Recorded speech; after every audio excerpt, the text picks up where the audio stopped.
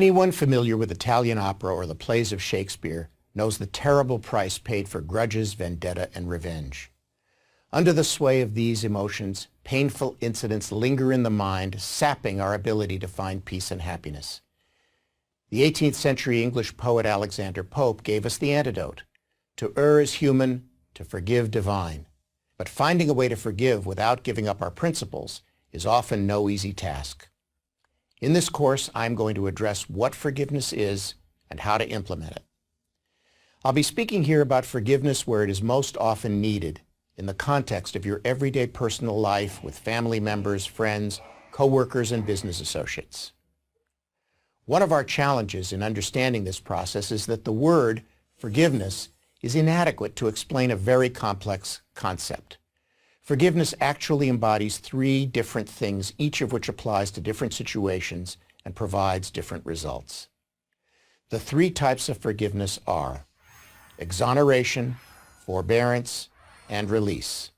Let's take each in turn. Exoneration is the closest to what we usually think of when we say forgiveness. Exoneration is wiping the slate entirely clean and restoring a relationship to the full state of innocence it had before the harmful actions took place. There are three common situations in which exoneration applies.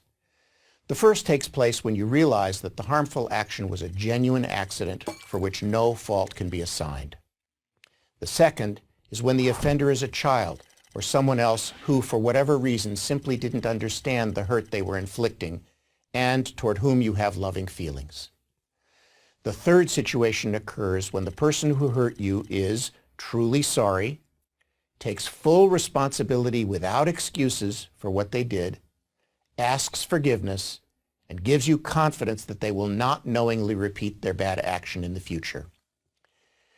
In all such situations, it is essential to accept their apology and offer them the complete forgiveness of exoneration.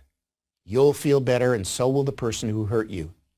In fact, not to offer forgiveness in these circumstances would be harmful to your own well-being. It might even suggest that there is something more wrong with you than with the person who caused you pain.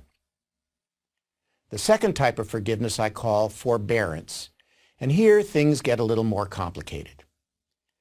Forbearance applies when the offender makes a partial apology or mingles their expression of sorrow with blame that you somehow caused them to behave badly. An apology is offered, but it is not what you had hoped for and may not even be fully authentic. While you should always reflect on whether there was a provocation on your part, even when you bear no responsibility, you should exercise forbearance if the relationship matters to you. Cease dwelling on the particular offense, do away with grudges and fantasies of revenge, but retain a degree of watchfulness. This is similar to forgive but not forget, or trust but verify.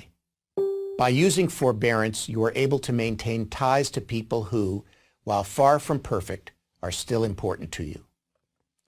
Furthermore, in some cases, after a sufficient period of good behavior, forbearance can rise to exoneration and full forgiveness.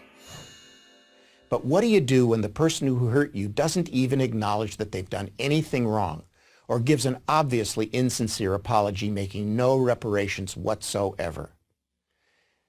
These are the cases of forgiveness that are the most challenging. In my practice, I find this in such examples as adult survivors of child abuse, business people who've been cheated by their partners, or friends or relatives who have betrayed one another. Still, even here there is a solution. I call it release, the third type of forgiveness. Release does not exonerate the offender, nor does it require forbearance. It doesn't even demand that you continue the relationship. But it does ask that instead of continuing to define your life in terms of the hurt done, you release your bad feelings and your preoccupation with the negative things that happened to you. Release does something that is critically important. It allows you to let go of the burden, the silent tax that is weighing you down and eating away at your chance for happiness. If you do not release the pain and anger and move past dwelling on old hurts and betrayals, you will be allowing the ones who hurt you to live rent-free in your mind, reliving forever the persecution that the original incident started. Whether you get there through your own efforts, through psychotherapy, through religion, or some other method, release liberates you from the tyranny of living in the traumatic past, even when the other forms of forgiveness, exoneration and forbearance, are not possible. Exoneration, forbearance, release. To forgive may be divine, but when we understand its dimensions, we find that it is within our ability to do it. I'm Dr. Stephen Marmer of UCLA Medical School for Prager University.